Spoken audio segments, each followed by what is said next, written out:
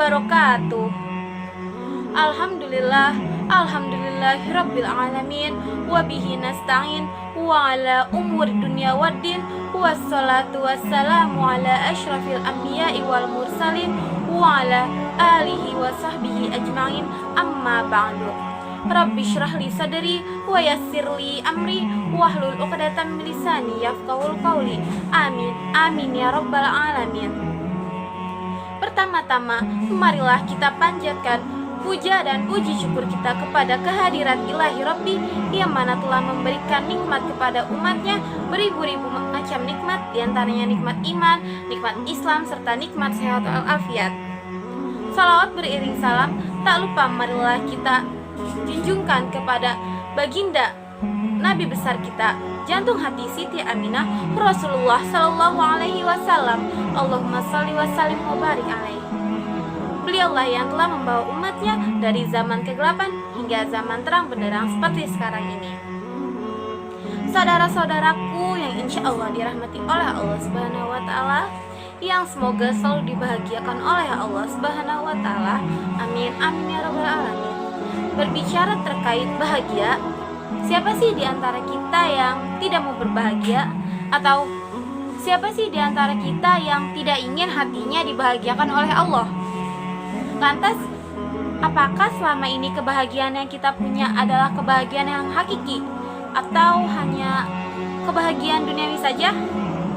Lalu, bagaimana cara agar hati kita termasuk hati yang dibahagiakan oleh Allah?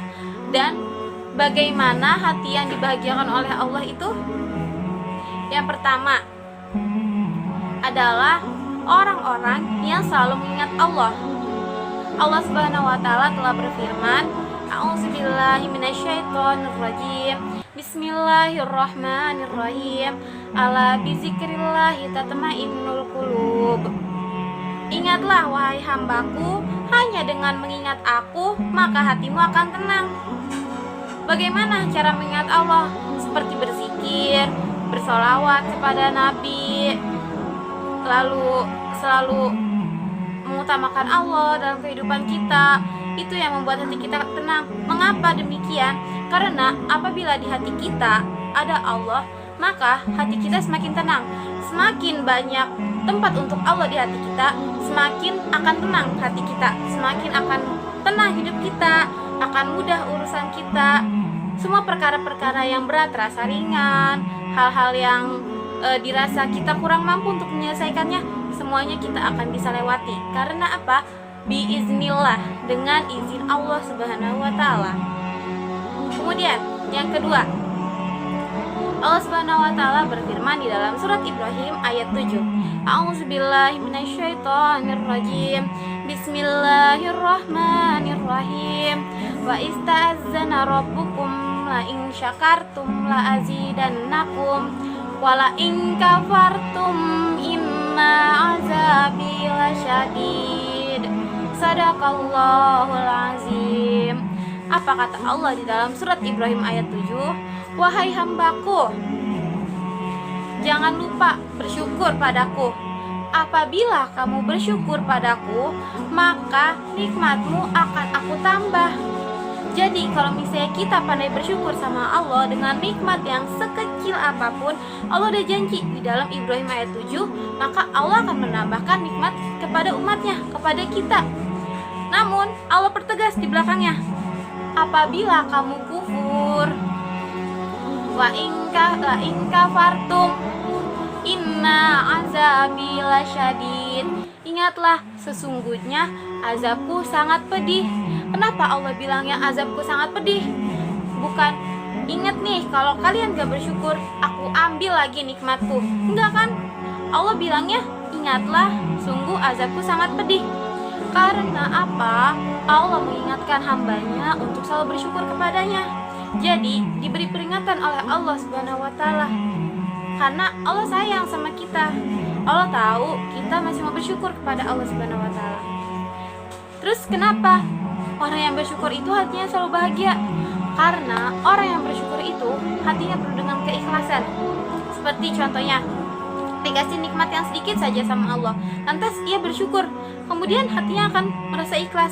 Jadi apapun yang terjadi atau apapun yang menimpanya atau hal-hal apapun yang diberikan oleh Allah, walaupun tidak banyak tetapi ia bersyukur, maka hatinya akan ikhlas, rasa ridho. Jadi apapun yang ia miliki itu akan terasa lebih ridho, diridhoi oleh Allah Subhanahu wa Ta'ala.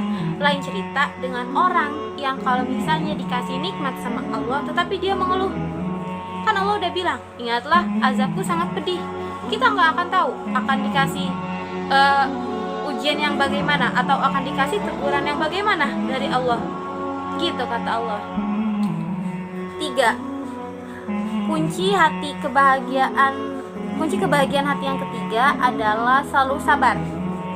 Karena Allah sudah berfirman di dalam surat Al-Baqarah ayat 153 yang berbunyi A'udzubillahi minasyaitonirrajim. Bismillahirrahmanirrahim. Ya ayyuhallazina amanu ista'inu bis-sabri was-shalah innallaha ma'as-sabirin.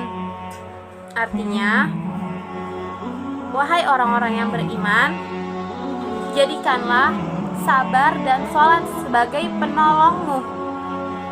Innallaha ma'as-sabirin. Sesungguhnya Allah itu bersama orang-orang yang bersabar. Kenapa di sini Allah memerintahkannya sabar dan sholat sebagai penolong? Sebagai penolong kita nih. Karena gini, orang kalau bisa jaga kesabaran, jaga hatinya tuh, orang kalau bisa sabar, bisa jaga sholatnya, insya Allah hidupnya akan tenang dunia akhirat. Karena dengan sabar akan menjauhkan kita dari hal-hal buruk, dan sholat juga menjauhkan kita dari kemungkaran, gitu kan kata Allah. Terus contoh, kalau orang yang hatinya dipenuhi dengan kesabaran, seperti ia mendapat ujian dari Allah. Apa pernah dia ngeluh kayak gini? Ya Allah, ini ujiannya berat banget ya, gitu. Pernah nggak kira-kira kalau orang yang pandai bersabar ngeluh kayak gitu? Enggak kan? Pasti dia terima, dia ikhlas untuk menerima ujian yang Allah kasih. Karena apa? La yukallifullahu nafsan illa wus'aha. Hambaku, sesungguhnya aku tidak akan memberi ujian kepada kalian kecuali kalian mampu untuk melewatinya. Gitu kata Allah. Allah jadi gak pernah tuh ngasih ujian ke kita kalau kita gak mampu. Jadi apapun ujian yang Allah kasih ke kita, apapun hal-hal yang menimpa kita atau yang sedang kita rasakan itu udah diatur sama Allah. Karena apa? Karena Allah tahu kita mampunya segitu gitu. Dan kalau dikasih yang lebih dari itu, kita nggak mampu, itu Allah tahu. Makanya kenapa kita diperintahin untuk bersabar? Karena dengan bersabar akan membuat hati kita lebih husnuzon sama Allah. Orang kalau hatinya husnuzon sama Allah, selalu berpikir baik sama Allah, pasti dia nggak ada tuh kayak ada rasa nyesel gitu, ada rasa dengki gitu. Kayak kalau hatinya udah ikhlas aja sama apa yang Allah kasih, nih ada orang yang bikin dia marah aja dia udah yakin sabar gitu, itu udah kehendak Allah gitu. Jadi hatinya selalu tenang. Dan kalau orang beriman, hati yang tenang itu hati yang senang gitu. Jadi kalau misalnya kita mau jadi hati yang senang, hati kita harus tenang dulu. Kan sabar bikin hati kita tenang. Dengan tenangnya hati, kita akan menjadi senang. Dan kehidupan kita akan ikut senang. Urusan-urusan kita jadi mudah. Terus yang perkara yang sulit menjadi mudah, apapun yang kita nggak bisa jadi bisa gitu. Karena sesungguhnya semuanya atas izin Allah Subhanahu wa Ta'ala. Jadi bisa kita simpulkan, saudara-saudaraku yang berbahagia, kunci hati yang bahagia itu ada 3. Pertama, dengan mengingat Allah. Kedua, pandai bersyukur dan ikhlas. Yang ketiga, sabar. Karena sabar adalah penolong segalanya. Nih 3 aja, 3 kunci kebahagiaan hati yang harus kita tanemin kepada diri kita sendiri. Semoga kita semua selalu dijadikan hati yang dibahagiakan oleh Allah Subhanahu wa Ta'ala. Amin amin ya rabbal alamin. Baiklah saudara-saudaraku yang dimuliakan oleh Allah Subhanahu wa Ta'ala, mungkin sekian yang dapat saya sampaikan, mauizah yang dapat saya sampaikan. Jika ada kesalahan datangnya dari diri saya sendiri, dan saya mohon maaf dengan sebesar-besarnya.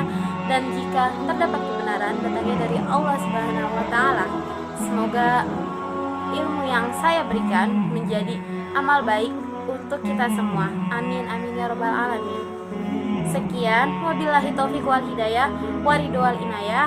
Wassalamualaikum warahmatullahi wabarakatuh.